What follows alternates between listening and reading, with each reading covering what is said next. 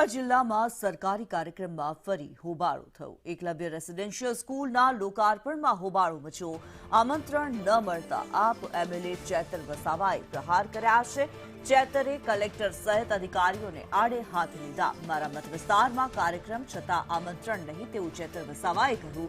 ચેતર વસાવાના આરોપ પર મનસુખ વસાવાએ નિવેદન આપ્યું।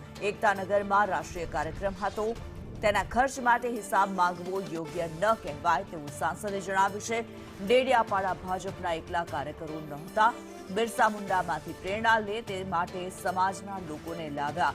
મને કોઈની ટીકા ટિપ્પણી કરવામાં રસ નથી તેવું સાંસદ મનસુખ વસાવાએ જણાવ્યું। લોકોમાં ગેરસમજ ઊભી થઈ હોય એ દૂર કરવાની ફરજ હોવાની વાત તેમણે કરી।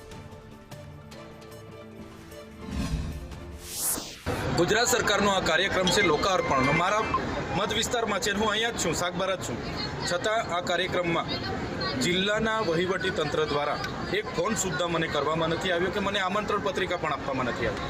ત્યારે એક લોકોના ચૂંટાયેલા પ્રતિનિધિ તરીકે મારા મત વિસ્તારમાં સરકારનો આટલો મોટો કાર્યક્રમ થતો હોય અને મારી અવગણના કરવામાં આવે એ મારી અવગણના નથી, પણ એ મને જે લોકોએ ચૂંટીને ધારાસભ્ય બનાવ્યો છે એ લોકોની અવગણના છે। અને અમે અહીંયા આવીને બાળકોને પ્રોત્સાહન પૂરું પાડીએ એમાં તો કોઈને શું કામ વાંધો હોવો જોઈએ? મને બોલાવવા જ જોઈએ। આ એકતા પરેડનો કાર્યક્રમ લાલ કિલ્લામાં જે દિલ્હીમાં થાય એવા પ્રકારનો કાર્યક્રમ થયો, જેવું તેવું નહીં। વરસાદ હતો, વરસાદની વચ્ચે પણ આ કાર્યક્રમ થયો। હિસાબ માંગો કોઈ વાંધો નથી, પણ છાસ વારે સોશિયલ મીડિયામાં, ટીવીમાં અને હિસાબ આપો, હિસાબમાં ભાઈ આગળ પ્રધાનમંત્રીનો આદિવાસી સમાજનો અપમાન છે। આ સમગ્ર આદિવાસી સમાજનું અપમાન છે, બરોબર નથી।